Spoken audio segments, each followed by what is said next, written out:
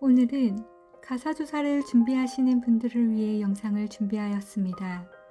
먼저 가사조사가 어떤 의미를 가지는지 체감하시고 나면 행동 지침을 세우는 데 도움이 되실 수 있을 것입니다.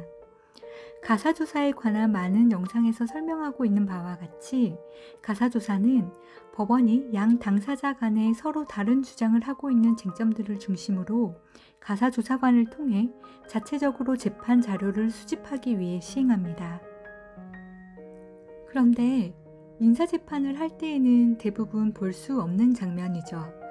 그럼 왜 이혼 사건에는 이런 특별한 절차를 두는 걸까요? 일반적으로 우리가 경험하게 되는 재판은 변론주의가 적용되는 소송에 해당합니다.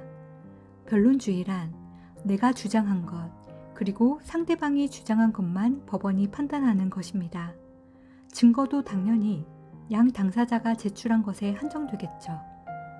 만약 내가 상대에게 200만 원 받을 돈이 있다고 주장하면서 200만 원 입금 내역과 차용증을 법원에 제출한다고 하면 법원은 본 법원이 살펴보니 500만 원을 빌려준 것이므로 피고는 원고에게 500만 원을 지급하라는 취지의 판결을 할 수가 없는 것입니다.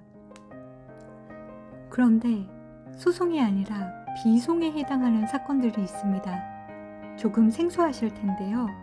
인터넷에 가사소송법을 치고 제2조를 보면 가정법원의 관장 사항이라고 해서 가사소송과 가사비송이라는 용어가 나옵니다.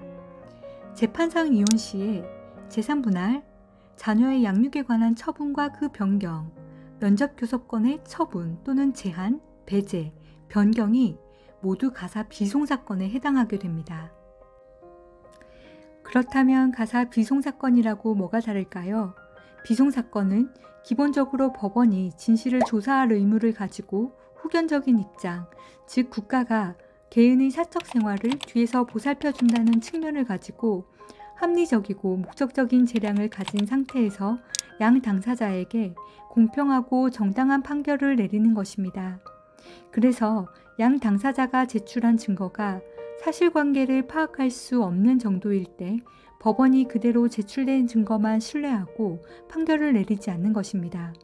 그렇다면 가사조사란 양 당사자의 주장과 별개로 법원이 재판의 자료로 사용하기 위해 시행하는 것이므로 일반적인 소송에서 증거 정도의 위력이 있을 수도 있다고 생각하셔도 좋습니다. 가사조사 시에 소송에 증거를 제출한다, 이런 마음가짐이 필요한 것입니다. 이 같은 현상은 우리나라 이혼 판결문이 조금 특색 있게 구성되어 있기 때문입니다.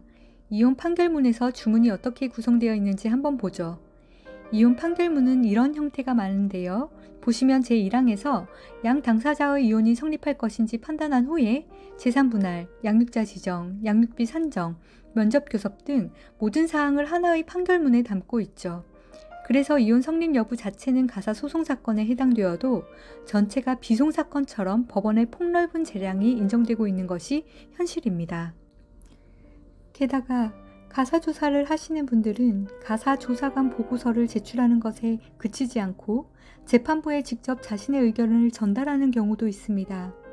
그렇다면 현장의 분위기, 가사조사관에게 전달되는 이미지 등도 신경을 쓰는 것이 좋겠죠.